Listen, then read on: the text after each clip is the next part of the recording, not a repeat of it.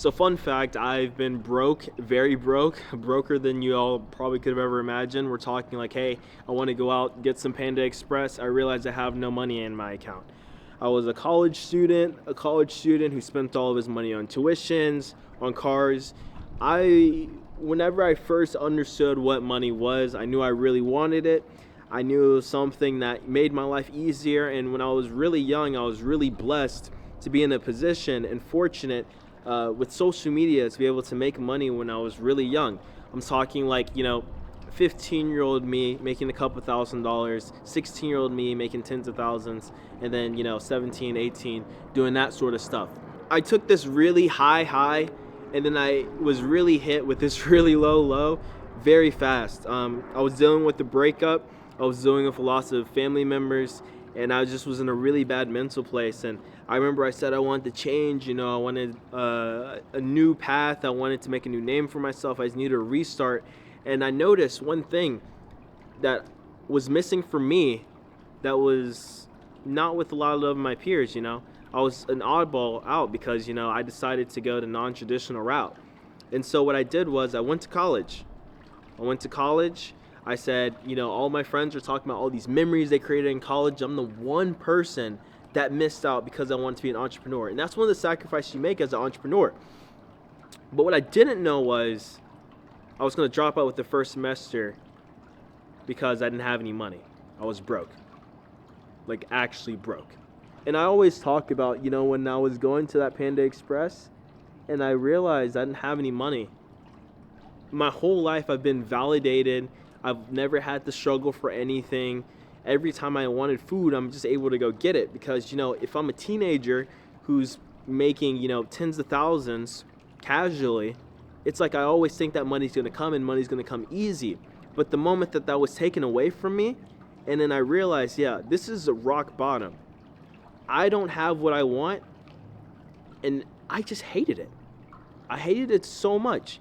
And it was like, this is so uncomfortable more than anything. And I knew from that moment, I'm like, I'm never going to allow myself to be in this position again. And most people, they start off really broke. And then, you work your way up, and then most of the time you don't relapse, right? But I had this ultimate high drop down to this like big low from highest highs to just a huge low. And so I know what it feels like to not only have nothing, but to lose everything. And that's just a huge thing that, I felt like it helped me a lot in the type of person I am. It helped me be less frugal. It helped me actually appreciate and understand the value of money. Because here's the thing, people don't understand the value of money when you're so used to getting it so easily. You get to a point to where, you realize, hey, I just worked 48 hours this week to make less than what some guy made in 5 minutes. Let me say that again. Someone can put in 40, 60, 70, 80 hours and still make less than some kid behind a computer screen. It's ridiculous. And when you start getting that fast money like that, you get so used to it. It's so easy. Money isn't real. And then you get hit with the fact that money is real. It took for me to hit my bottom and to actually work a 9-to-5 job to where I realized, okay, this is why money is valuable. Because I just sacrificed so much time to make this $1,200 paycheck. I was working 65 hours to make $1,200 paychecks, 65 hours a week. And so I just realized at that moment, I'm like, this is what I want. This is what I need. I don't want to struggle. I like the convenience. And I love being able to have my own free time, make my own schedule, and not have anyone dependent over me. And it was that moment that I knew that I was going to be okay. I was going to be fine. I wasn't going to struggle the same way I was because I trusted myself. I trusted my mental. I trusted the knowledge that I've gained. I trusted my peers that this is never a situation that I could ever see myself in again. And I'm in a penthouse at 21. I think I'm doing something right. And here's the thing, it's really easy to make money while you're young. It's harder to keep money because you have all these distractions around you. You want to get a girlfriend, that's expensive. You want to get a car, that's expensive. You want to get a nice house, that's expensive. And as young people, we really don't understand how to leverage money in the most effective way. And I'm 100% an example of that. I will not even tell you right now that I'm financially responsible because I know I'm financially irresponsible. It's just one of my character traits. I'm really impulsive when it comes to money because my mentality is not how you save $10,000, it's how you make $10,000 more dollars. And it's so toxic. People hate it, but it's just who I am. It's just who I am. Because I think I've gotten to a point now to where, yeah, I understand the value of money. And then you understand, yeah, if you understand the value of money, you understand what an excess amount of money is. And so when I have a month where I make 90,000 versus a month where I make 10,000, right? No matter if I make 90,000 or 10,000, I'm still gonna wake up in the same bed. I'm still gonna eat the same food.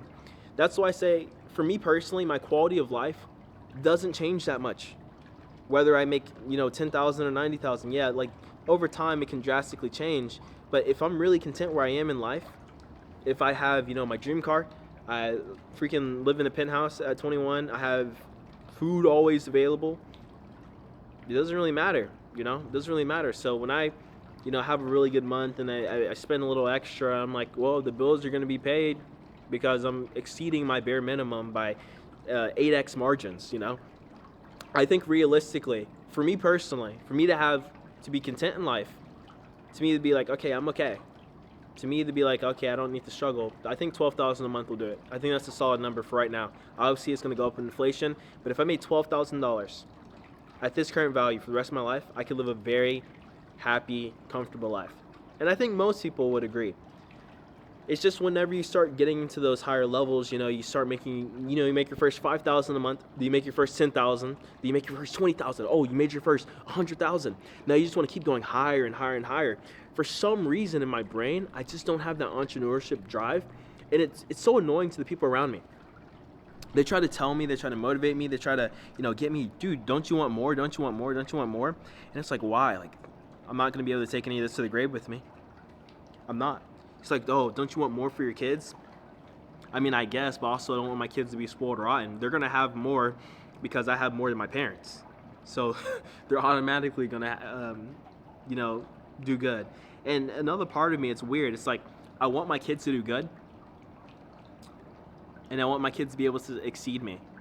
And I know there's one thing in the 48 Laws of Power. I believe it's, I think I want to say it's Law 40. It's never step into a great man's shoes.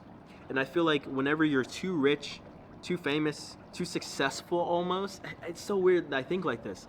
It's like, I don't want to put that pressure or that burden onto one of my children to be like, oh, we have to live up to dad's expectations or whatever. It's just not who I am. And I think you'll learn the more you watch my channels, the more you learn my personality. I'm super different than how most people think. I'm like super unconventional, and that's not me trying to toot my own horn and be like, oh, look at me, I'm just an oddball out, I'm just one in a million. But no, I'd never really hear people talk about like the same mentality that I have. It's usually just super capitalistic, which is nothing wrong, I love capitalism. Super spend money, always leveling up, always wanting the next best thing. You want to make sure that your kids are taken care of, your generations and generations. Listen, man, I love my kids, and I trust that the most valuable thing that I'll give my kid won't be $100,000, won't be $200,000. It will be my last name. I think the knowledge that I give them, they will be taken care of well enough if I make $12,000 a month, trust me. And if I make $90,000, $100,000, $1 million a month, they'll be taken care of just as well, because the love is really what makes a boy into a man, a girl into a woman. But yeah, I think that's all I want to talk about. I just wanted to just kind of yap a little bit about how just being broke really made me appreciate money. Being broke really made me understand that, yeah, you don't really need as much money as you think that you do to be happy. I mean, obviously, I'm going to be honest. If I was making $12,000 a month, would I be living here? No, I wouldn't be living here. Would I be living in some other $3,000, $4,000, apartment? Yeah, and I would be just as happy. I mean, this is cool for the moment, but it's not forever. And I hope that someone watching this who has this dream of, being super rich just really thinks about it. People tell you money isn't everything. I think that you need to have money to be able to say that, by the way. I also get that my mentality isn't for everyone, but it keeps me content. So if you want to chase the next best thing always over and over and over again, and that keeps you fulfilled in life, go for it.